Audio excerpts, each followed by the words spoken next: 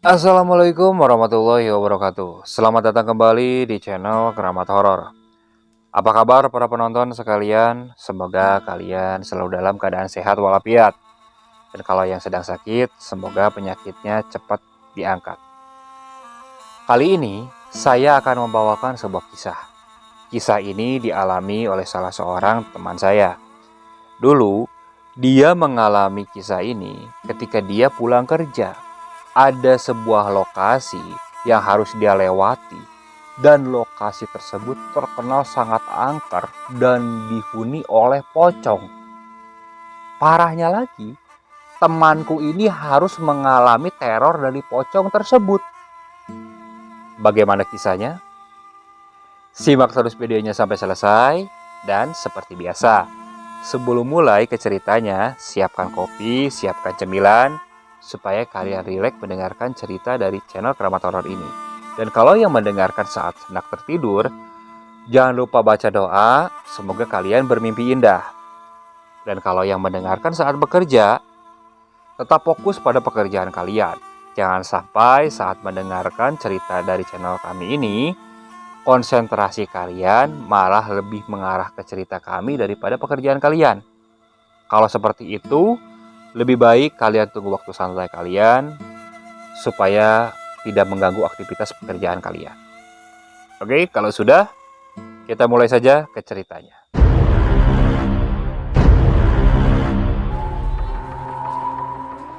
Peristiwa ini aku alami pada tahun 2006. Pada saat itu, aku sedang bekerja di salah satu gudang logistik yang ada di kotaku. Sedangkan aku tinggal di pinggiran kota. Jadi, menuju tempat kerjaku ini, aku harus menempuh perjalanan kurang lebih sekitar 1 jam. Itu juga harus 3 kali menggunakan kendaraan. Satu menggunakan ojek dari rumah menuju jalan raya alternatif. Dan dari jalan raya alternatif ini, aku harus 2 kali menggunakan angkutan umum menuju tempat kerja. Biasanya, aku pulang kerja ini pada pukul 6 dan sampai ke gang menuju desaku ini pada pukul 7 atau selepas Isya. Namun, tukang ojek yang biasa mangkal di gapura jalan menuju desa tempat tinggalku ini biasanya sudah sangat jarang. Kalaupun ada, mereka biasanya menolak untuk mengantarkan penumpang ke desa tempat tinggalku. Padahal jaraknya tidak terlalu jauh, kurang lebih sekitar 6 kilometer. Tapi mereka tidak mau. Karena jalan menuju desa tempat tinggalku ini harus melewati sebuah lokasi yang konon lokasi tersebut cukup angker. Lokasi itu sepanjang 1 kilometer. Di kanan dan kirinya hanya ada perkebunan. Dan di belakang perkebunan itu ada pemakaman umum. Dan di tengah pemakaman umum itu ada sebuah makam keramat. Yang konon makam keramat itulah penyebab angkernya lokasi tersebut.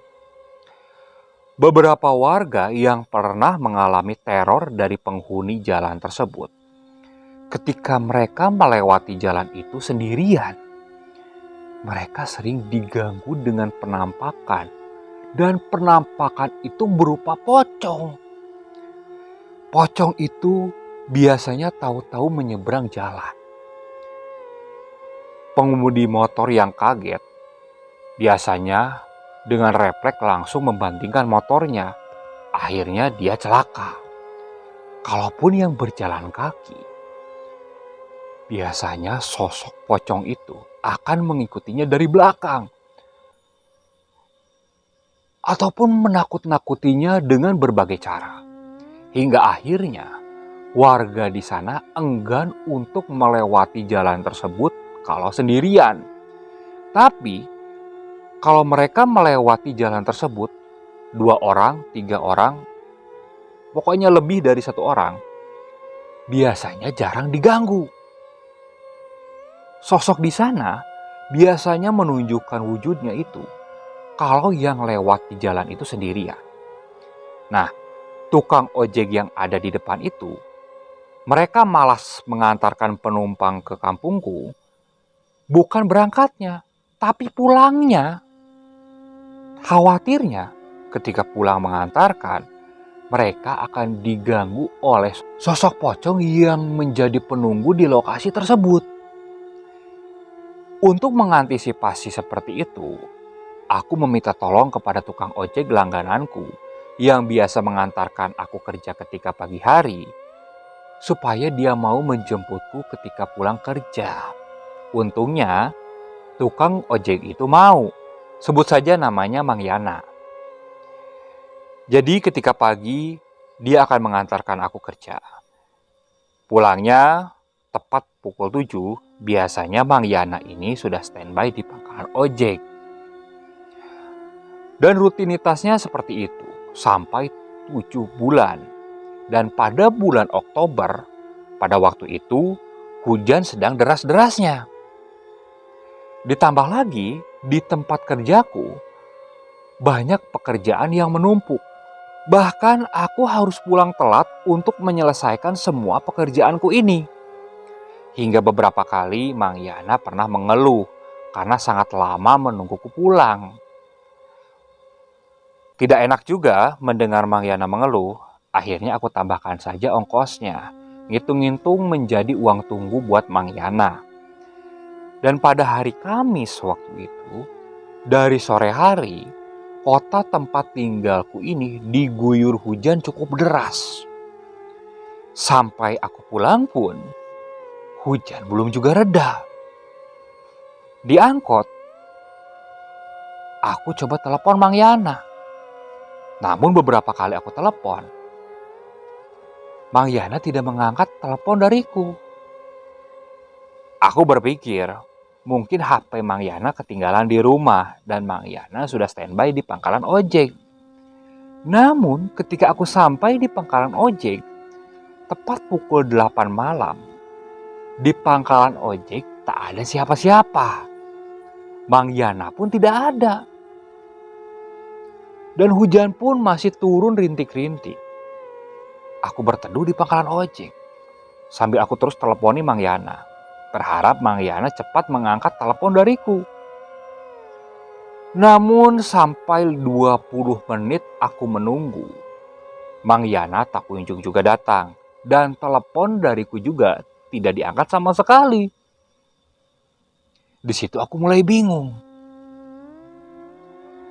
Melihat langit, hujan masih turun. Daripada aku harus menginap di pangkalan ojek, jadi aku paksakan untuk pulang berjalan kaki. Walaupun waktu itu aku harus hujan-hujanan. Singkat cerita, setelah melewati rumah-rumah warga dan mulai masuk ke lokasi yang ada perkebunannya itu, di situ aku sempat memberhentikan langkah. Karena jalanannya cukup gelap. Entah kenapa. Di pinggirnya sebenarnya ada tiang-tiang lampu. Namun lampunya tidak menyala sama sekali. Melihat bajuku yang sudah mulai basah kuyup, di situ aku paksakan saja berjalan kaki. Posisi waktu itu jalanan sangat gelap. Karena aku juga tidak membawa lampu senter. Hanya mengandalkan penerangan dari lampu HP saja. Setelah mulai melewati jalanan sepi tersebut, kira-kira sekitar 200 meter setelah aku masuk ke area perkebunan itu, di situ aku mulai merasakan ada sesuatu yang berbeda. Tengkuku mulai merasakan merinding. Bukan merinding karena dingin, tapi seperti ada sesuatu yang lain. Waktu itu aku fokuskan saja lampu senter yang ada di HP-ku ini ke jalan. Pandanganku juga fokus ke jalan. Dan saat aku melangkah ini, di sela-sela langkahku dan suara hujan, aku seperti mendengar hentakan langkah di belakangku. Namun ketika aku berhenti, suara hentakan langkah itu juga berhenti. Aku belum berani menoleh. Mendadak, cerita-cerita yang pernah aku dengar tentang keangkeran lokasi tersebut seperti terbayang di kepalaku. Aku cukup kesal dengan imajinasi di kepalaku. Karena saat seperti itu, kenapa bayangan menyeramkan malah muncul? Aku coba tepis gambaran menakutkan di kepalaku itu sambil mulai melangkahkan kaki kembali. Dan saat aku mulai melangkahkan kaki, suara hentakan itu kembali terdengar. Aku coba tak hiraukan, apalagi menoleh ke belakang. Aku belum berani. Aku mempercepat langkah kakiku. Parahnya lagi, suara hentakan kaki itu semakin cepat mengikuti langkahku. Seakan menyesuaikan tempo langkah kakiku. Dan di situ aku mulai mencium.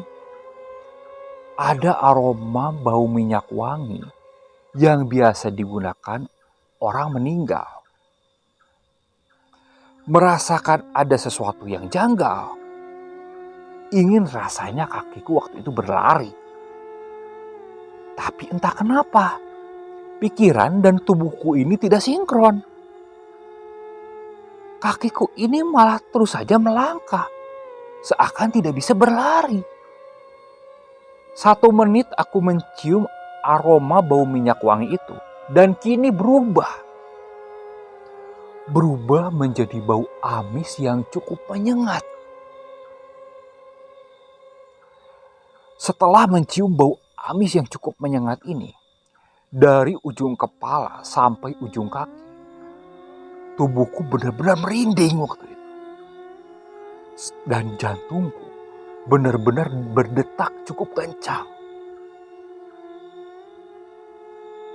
Aku masih melangkah. Dan tiba-tiba dari depanku, aku seperti melihat ada sesuatu yang jatuh dari atas. Puh! Jaraknya sekitar 4 meter di depanku. Posisi lampu senterku ini kuarahkan ke bawah, bukan ke arah depan. Jadi benda yang jatuh itu tidak bisa terlihat dengan jelas. Hanya terlihat berwarna putih saja. Pelan-pelan aku mulai arahkan lampu senter itu ke arah yang jatuh tersebut. Dan ketika aku lihat dengan jelas, yang jatuh di depanku itu adalah sesosok pocong, dan kainnya itu putih bercampur dengan tanah. Melihat pemandangan seperti itu, aku seperti shock. Aku hanya bisa diam. Kulihat pocong yang awalnya terlentang di tanah itu mulai bangkit. Dan dia mulai menoleh ke arahku. Disitulah terlihat dengan jelas matanya yang bolong, wajahnya yang sudah hancur, benar-benar menyeramkan. Namun anehnya, pikiranku waktu itu ingin berlari, tapi kakiku tidak bisa dilangkahkan sama sekali.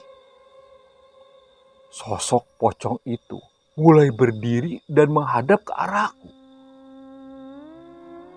Aku hanya diam saja. Badanku mulai gemetar. Bahkan HP yang aku pegangi mulai terjatuh. Di situ, pandangan ke arah pocong itu tidak terlalu jelas. Namun aku bisa melihat sosok itu mulai mendekat. Mulutku mulai gemetar. Ingin rasanya aku berdoa waktu itu. Tapi entah kenapa, mulutku benar-benar terkunci. Sosok itu benar saja mulai mendekat ke arahku. Berjarak sekitar 1 meter di depanku. Dengan posisi layar HP mengarah ke atas, jadi bisa terlihat dengan jelas sosok menyeramkan dari pocong tersebut. Aku hanya diam. Lama-kelamaan, Karena aku masih dalam keadaan sadar, namun tidak bisa menggerakkan kaki dan tubuhku, aku tutup saja mataku. Mulutku belum bisa berbicara sama sekali. Jangankan untuk berbicara, untuk berdoa pun aku tidak bisa. Dengan suasana hujan yang masih terus turun, aku masih berdiri dengan menahan hawa dingin dan takut yang luar biasa waktu itu. Entah berapa lama aku terpejam dengan situasi seperti itu. Lama-kelamaan aku coba mengintip. Sosok itu sudah tidak ada. Dengan cepat, aku langsung raih ponselku. Namun, saat aku bangkit dari jongkokku sesudah mengambil ponsel, sosok pocong itu kembali berdiri di hadapanku. Namun kini, tubuhku sudah bisa digerakkan. Aku sempat melompat ke belakang. Awalnya, aku berencana berlari itu kembali ke arah desa sebelum desa tempat tinggalku. Atau sebelum memasuki area angker ini. Namun, baru 4 langkah aku berlari, karena posisi licin sesudah hujan, aku terpleset dan terjatuh. Puk! Kurasakan dadaku sakit waktu itu. Dan saat aku menoleh membalikan badan, aku lihat pocong itu sudah tidak ada. Bergegas waktu itu aku bangkit. Aku langsung lari ke arah desa tempat tinggalku. Waktu itu, menuju keluar dari kebun tersebut kurang lebih sekitar 500 meter lagi. Aku pacu kaki ini sekencang mungkin. Namun, baru saja aku berlari sekitar 200 meter. Dari depan, aku seperti melihat ada bayangan putih lagi. Namun aku terus saja berlari ke arah depan. Ketika sudah berjarak sekitar 7 meter, di situ tampak jelas bayangan putih itu berbentuk pocong. Dan itu sudah berdiri tepat di tengah jalan seperti menghadangku. Karena waktu itu aku berlari sangat kencang dan sekaligus memberhentikan langkahku dengan posisi jalan yang licin, kakiku terpleset.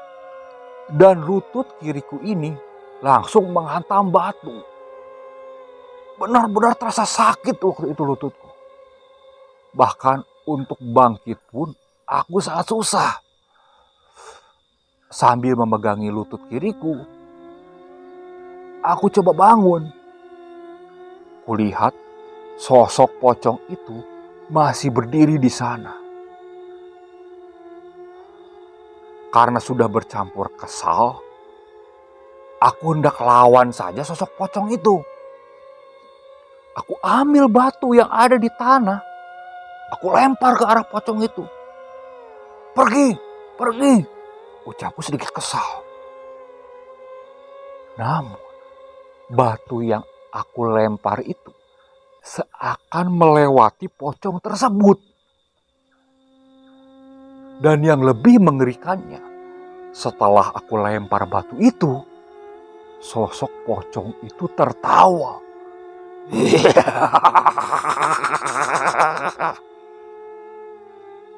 Tawanya terdengar cukup menyeramkan.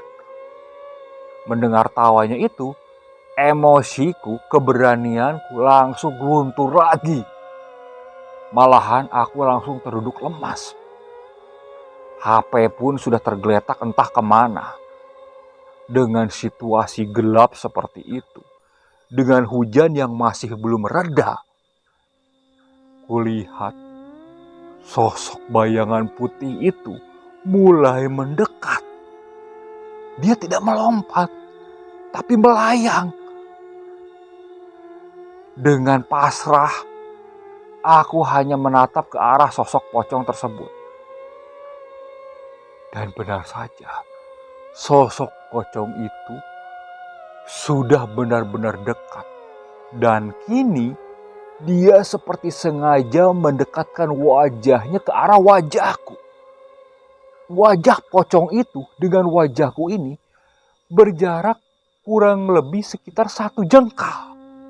Kulihat dengan jelas wajah menakutkannya, wajah rusaknya, matanya yang bolong, dan belatung yang masih bergerak-gerak di wajahnya itu.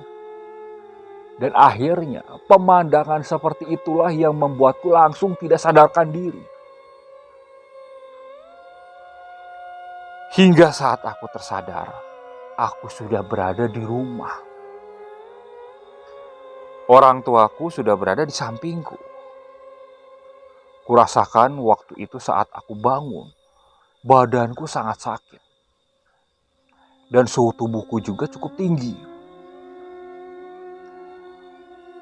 Melihat aku membuka mata, orang tuaku langsung mengambilkan air minum supaya aku meminum air tersebut. Aku minum air tersebut. Aku menanyakan kepada ayahku, apa yang terjadi?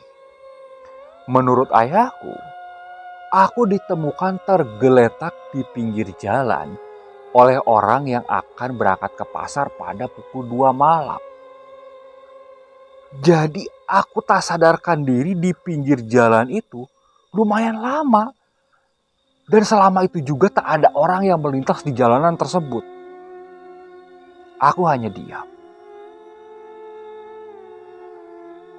Setelah itu, aku kembali beristirahat.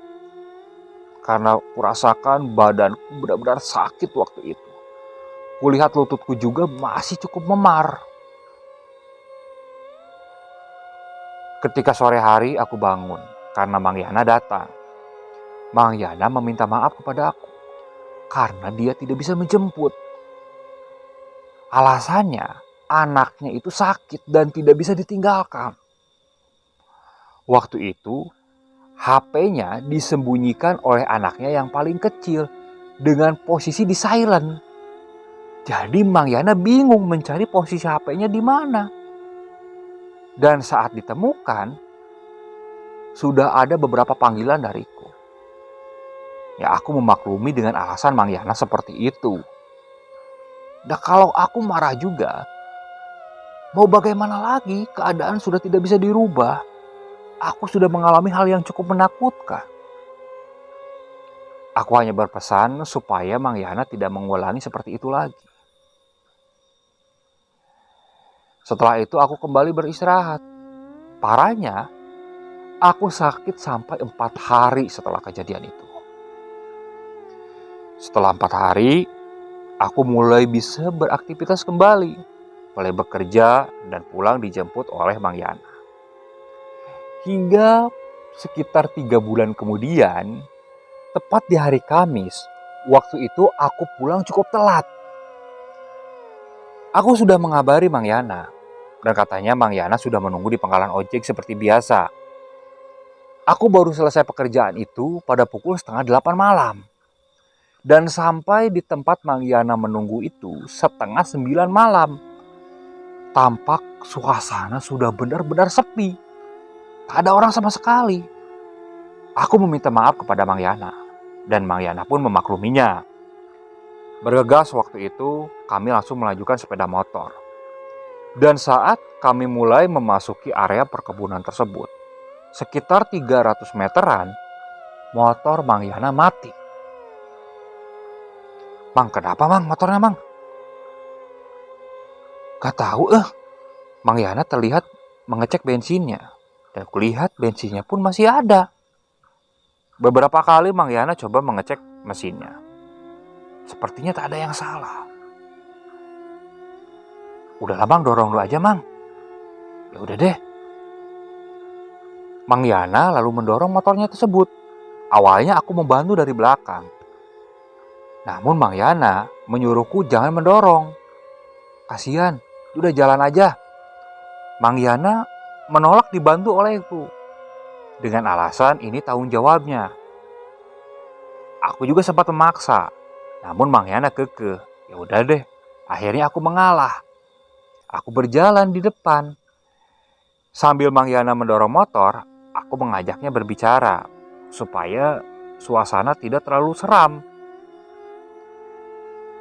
Dan saat sudah masuk sekitar 500 meter ke arah perkebunan tersebut, di situ aku kembali mencium ada aroma bau busuk. Saat aku mencium aroma bau busuk tersebut, ingatanku langsung menerawang ke kejadian 3 bulan yang lalu, di mana aku mengalami teror menakutkan dari sosok pocong tersebut di situ. "Mang, Amang nyium gak?" ucapku kepada Mang Yana.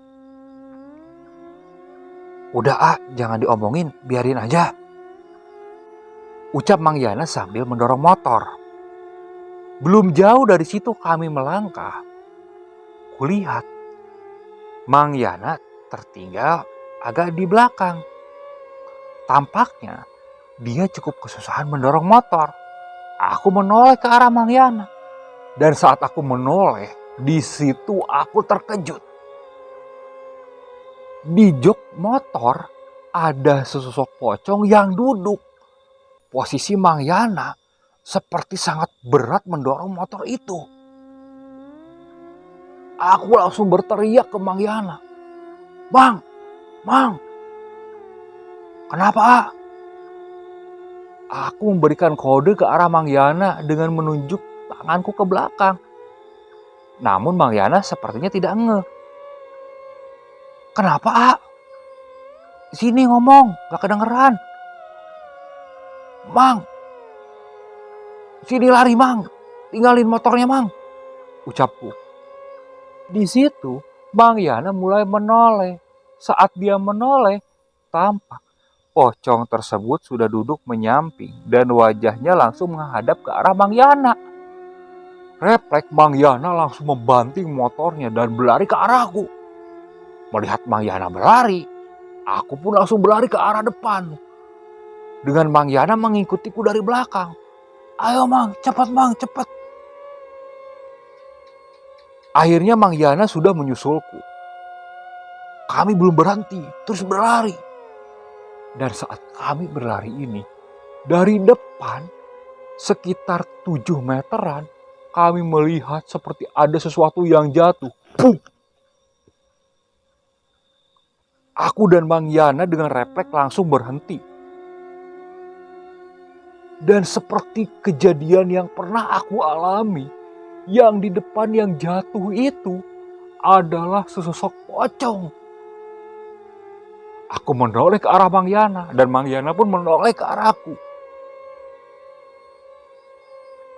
Mang Yana memberikan kode supaya kami berlari melewati pocong tersebut.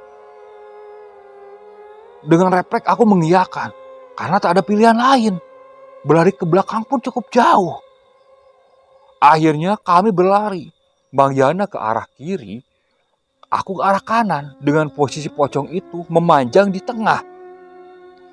Dan saat aku hendak melewati pocong itu, bodohnya aku malah menoleh ke arah pocong tersebut. Dan pocong itu memperlihatkan wajahnya ke arahku. Mendadak, setelah melihat wajah pocong yang menyeramkan seperti itu, kakiku seperti kehilangan tenaga. Untungnya, Mang Yana yang melihat kondisiku seperti itu, dengan refleks langsung meraih tanganku dan menariknya. Setelah ditarik oleh Mang Yana, kakiku seperti pulih kembali. Aku dan Mang Yana langsung berlari. Hingga akhirnya kami berhasil melewati kebun tersebut. Setelah sampai di rumah warga, kami berhenti untuk menarik napas. "Mang, itu motor gimana?" "Udah aja nanti besok," ucap Mang Yana. Setelah itu, kami mulai melanjutkan langkah kami menuju rumah masing-masing. Singkat cerita, kami sudah sampai di rumah. Bergegas waktu itu, aku langsung membersihkan diri di kamar. Dan saat aku mulai tidur, entah kenapa, bayangan pocong itu kembali terlintas. Padahal aku tidak memikirkannya sama sekali. Aku coba guling ke kanan dan kiri. Mataku tidak mau terpejam. Akhirnya aku peluk guling supaya aku bisa terlelap. Namun lama-kelamaan, guling yang aku peluk itu seperti keras dan seperti bertulang.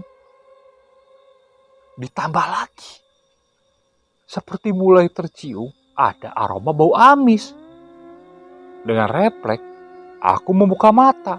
Posisi lampu kamar waktu itu menyala, tidak aku matikan. Dan tampak dengan jelas, sosok pocong itu sudah posisi aku peluk dengan wajahnya berhadap-hadapan. Aku langsung loncat dari ranjang, bahkan aku sempat menghantam lemari. Namun aku tidak peduli. Dengan bergegas aku langsung berlari keluar. Di luar, posisi bapakku sedang nonton TV. "Kamu kenapa?" Itu Pak, itu apa?" Bapakku seperti ngeh, dia langsung berlari ke arah kamar. "Gak ada apa-apa." Aku mengikuti bapak dari belakang. Kulihat di kamarku, tak ada apa-apa. "Ada pocong Pak tadi Pak." "Udah, tidur di sini aja. Kalau takut di kamar, jangan lupa baca doa. Kalau mau tidur." Aku hanya mengangguk waktu itu. Setelah itu, aku tidur di sofa di ruang tengah. Karena aku takut untuk masuk ke kamar. Pagi harinya, setelah azan subuh, aku bangun dan langsung ke rumah Mang Yana. Aku tidak enak kalau Mang Yana harus mengambil motor sendirian. Rencananya aku menemani Mang Yana. Dan ternyata Mang Yana pun sudah siap. Saat berjalan menuju lokasi motor, aku bercerita ke Mang Yana perihal kejadian yang aku alami tadi malam. Saat mendengar ceritaku, Mang Yana pun menceritakan saat Mang Yana sedang membersihkan diri di kamar mandi, dia seperti mendengar pintu kamar mandinya itu diketuk. Awalnya dia pikir itu istrinya. Dan saat dibuka, sosok pocong itu berdiri di depan pintu kamar mandi. Mang Yana yang waktu itu memegang gayung, antara takut dan nekat, dia pukulkan gayung itu ke arah pocong dengan posisi mata terpejam. Namun ketika gayung itu diarahkan ke kepala pocong, sepertinya tidak menyentuh sesuatu. Dengan cepat Mang Yana membuka mata dan pocong itu sudah pergi. Bergegas waktu itu Mang Yana langsung mengambil anduk dan pergi ke kamar. Aku geleng-geleng mendengar cerita Mang Yana. Jadi tadi malam Mang Yana dan aku mengalami hal yang sama, diteror oleh pocong. Dan saat sampai di lokasi tersebut, kulihat motor Mang Yana masih tergeletak di pinggir jalan. Bergegas waktu itu, Mang Yana berlari ke arah motor. Dia langsung berdirikan motornya.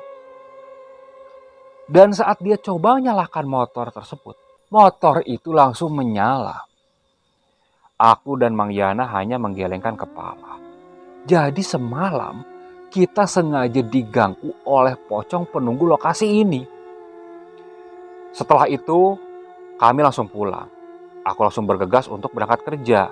Dan Mang Yana pun mengantarkan aku ke jalan raya alternatif. Dan pada tahun 2009, lokasi tersebut, pohon-pohonnya mulai ditebangi. Jadi, di lokasi itu tidak terlihat menyeramkan. Dan warga yang lalu lalang pun mulai tidak pernah mengalami teror lagi. Dan pada tahun 2010, mulailah di lahan-lahan tersebut dibangun rumah. Jadi jalanan tersebut kini sudah ramai. Jalanan kosong yang dulu terkenal angker, kini sudah tidak ada. Oke, sekian untuk cerita kali ini. Saya mohon maaf apabila masih banyak kekurangan dalam pembawaan ceritanya. Kritik dan sarannya silakan kalian bisa cantumkan di kolom komentar.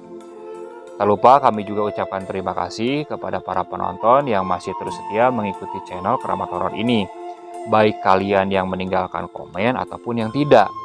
Kami tetap ucapkan banyak-banyak terima kasih. Semoga kalian selalu diberikan kesehatan, dilancarkan rezekinya, dan dijauhkan dari musibah. Dan bagi para penonton yang masih belum subscribe, alangkah baiknya kalian klik tombol subscribe-nya supaya kami bisa terus bersemangat untuk membawakan cerita-cerita lainnya. Terus ikuti cerita yang dibawakan oleh channel Keramat Horor ini. Assalamualaikum warahmatullahi wabarakatuh.